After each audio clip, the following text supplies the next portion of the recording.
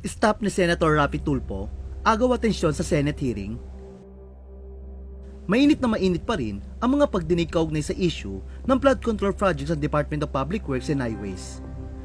Ilang linggo nang sinusubaybayan ng publiko ang bawat session ng Senado at Kamara. At tila bawat hearing ay nagiging blockbuster event dahil sa dami ng nanonood para subaybayan. Ang nadidiskubring anomalya at tensyonadong eksena sa pagitan ng mga kontratista, opisyal ng DPWH at mga senador at mamabatas.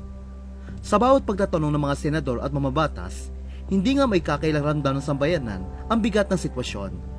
Mula sa mga kontraktor na sinasabing sangkot sa irregularidad hanggang sa mga opisyal ng ahensya na idinadawit sa kontrobersya. Bawat sagot ay inuulan ng matinding reaksyon mula sa publiko. Kaya naman, hindi nakapagtataka na tuwing may gaganaping pagdinig, maraming Pinoy ay nakatutok na parang nanonood ng isang primetime teleserye.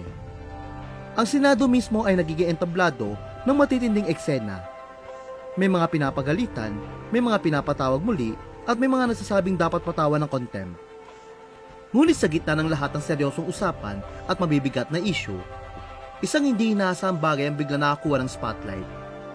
Sa nakaraang Senate Blue Ribbon Committee hearing nitong Webes, September 18, hindi isang kontraktor, hindi rin isang opisyal ng DPWH, kundi isang staff ni Senator Rapi Tulfo ang biglang agaw atensyon. Habang abala sa talumpati si Senator Jinggoy Estrada tungkol sa pagsasite in contempt kay Bryce Hernandez, dating DPWH Assistant District Engineer. Napansin ng mga manonood na ilang ulit nakapokus ang kamera sa isang babaeng staff ni Tulfo. Dito na nga nagsimula ang ingay sa social media. Tila nabaling ang atensyon ng mga netizen, lalo na ng mga kalalakihan. Matapos ma-zoom in ang staff na mistulang kamukha raw ng sexy actress na si Angelica. Sinistilan ang dating na naturang staff dahil sa kanyang aganda. At kalaunay, kumalat ang video clip sa iba't ibang social media platforms. Sa comment section, samsaring reaksyon ang agad na lumabas mula sa mga netizen. Isang netizen ang nagbiro at pinuri ang cameraman na tila alam kung saan dapat nakatutok. Aniya, this cameraman deserve a raise.